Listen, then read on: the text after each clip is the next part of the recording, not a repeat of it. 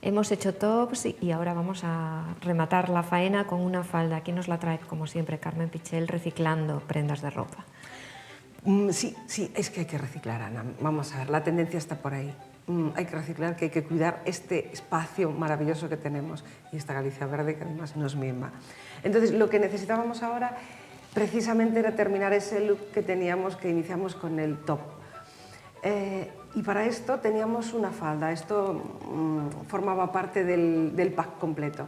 Entonces, ¿qué tenemos que hacer con la falda? Bueno, es exactamente casi lo mismo que hicimos con el top. Si ya lo tenéis claro lo que hicimos con el top, pues ahora con la falda va de lo mismo.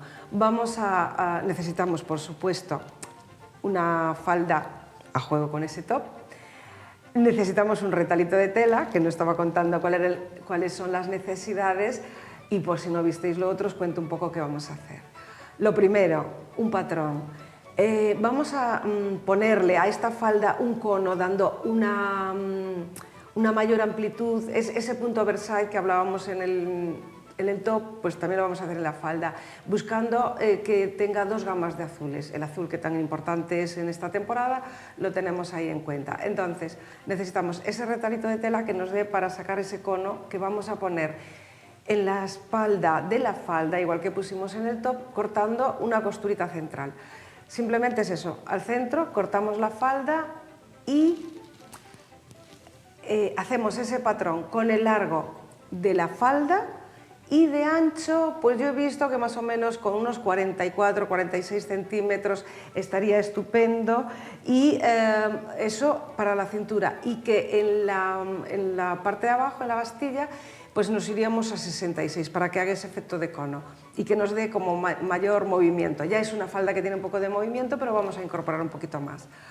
Siguiendo con la técnica que utilizamos en el top, lo que vamos a hacer con este cono de tela que vamos a cortar para incorporar a ese centro de la falda que acabamos de cortar, vamos a dejarle unos 4 o 6 centímetros más de largo en la cintura al cono, para que nos dé para doblar y rematar ya la cintura, y unos 2-3 en la bastilla para que nos dé ese punto de doblar, rematar. Es cierto que nos comentaba que en el patrón que hacemos, que es, es un rectángulo que abrimos ese poquito más abajo, vamos a darle 1 centímetro o 2 más de largo en el centro para que haga esa forma redondeada y no nos haga picos, que si no queremos hacerlo no pasa nada, quedará muy bien también.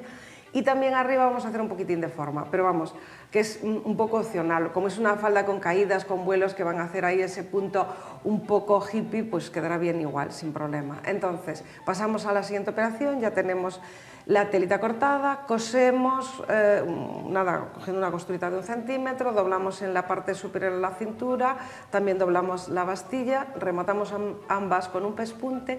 Y aquí tendremos en cuenta que si la falda tenía forro, para que quede magnífica, también cortaremos el mismo cono que hemos cortado en la tela, lo cortaremos en forro, pero con una diferencia. No solo no le aumentamos, sino que restamos por arriba en la cintura el ancho que hemos puesto para doblar, para rematar la cintura, y lo que es en el bajo, pues vamos a sacarle, no solo no aumentamos para rematar, sino que le sacamos como 2 centímetros o así para que no se nos salga fuera. Con esto nos quedará un acabado espectacular. El paso siguiente es hacer los pliegues como también hicimos ya en el top, marcamos cada 4 centímetros, luego de ahí hacemos una doblez y cogemos 2 centímetros de profundidad, y con eso vamos haciendo lo de la adaptación a la cintura.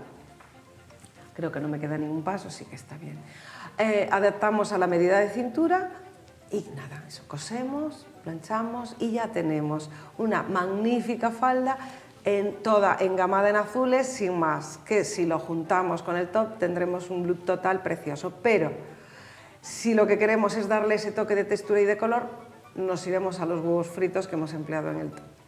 haremos un poquito más de huevos fritos, media docena o así, que para ello necesitamos el plumetti, la organza, el tul, la gasa. Recortamos, superponemos distintos tonos, los que nos gusten, y colocamos como más nos guste. El resultado final, pues lo que estáis viendo.